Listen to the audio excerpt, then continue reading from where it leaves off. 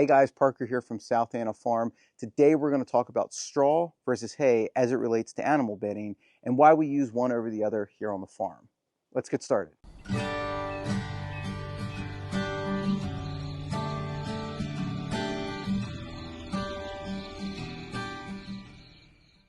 Here on the farm we use straw for animal bedding, and we do that because of its ability to insulate.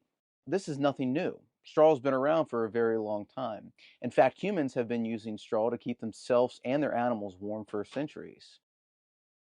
Now, what is straw? Straw is the stem left over from a cereal grain, such as your oats, your barley, or in this case, your wheat. And what they're really after is the top of this plant, which is known as the seed pod. And when this is harvested, what is left over is just a stem.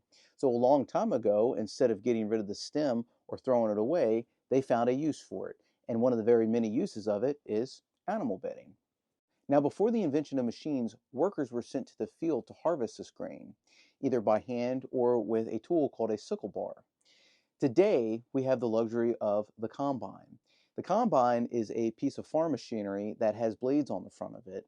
And what it does is it goes through and cuts this plant down, sucks it into the machine, and separates the head from the stem. And what you're left with is you're left with straw. So how exactly does straw insulate in the first place? Well, in order to explain that, let's use the plastic tumbler cup as an example.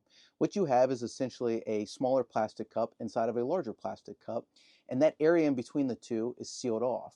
And what you're left with is a pocket of air. When you pour in a hot drink or a cold drink, that pocket of air inside either cools down or heats up. That's what allows your drink to stay cooler or hotter longer. Well, the principle with straw is the exact same. And what you have is you have a pocket of air in between the stem of the straw. So when you lay an animal down or an animal lays down on a bed of straw, what it does is it heats up those little pockets of air and allows the animal to stay warmer longer. Versus if we laid the animal down on the ground, then its body heat would just be absorbed into the ground and would never build up any warmth. Now, hay is not the same thing as straw.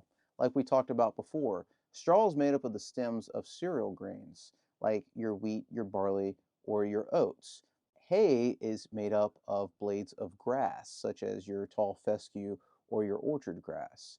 Straw really doesn't have a whole lot of nutritional value. So here on the farm, we don't use straw for feed. We use the hay for feed because it's got high protein and the nutritional value.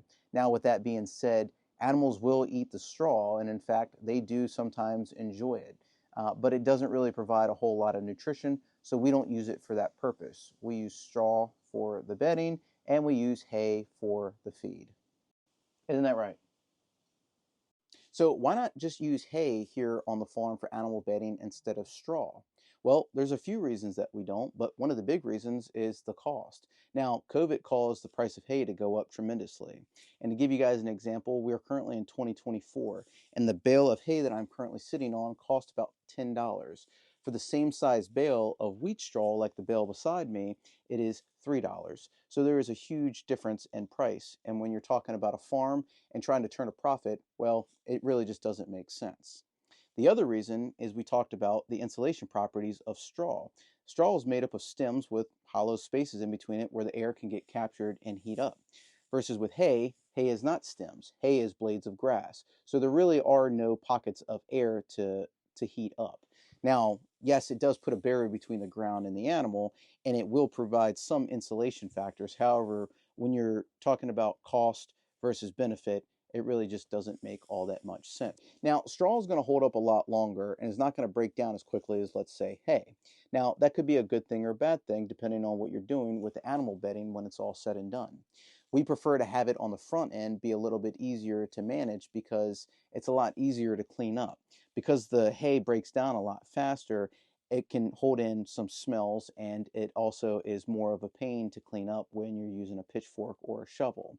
Straw is a lot easier because it holds up better, and I'm able to get big shovelfuls or big chunkfuls when I'm using the spear to get everything up and into the bucket or the wheelbarrow. We do use our animal bedding and put it into a compost pile behind the house that we turn around and use for our vegetable garden, and we also sell it to customers for an additional profit.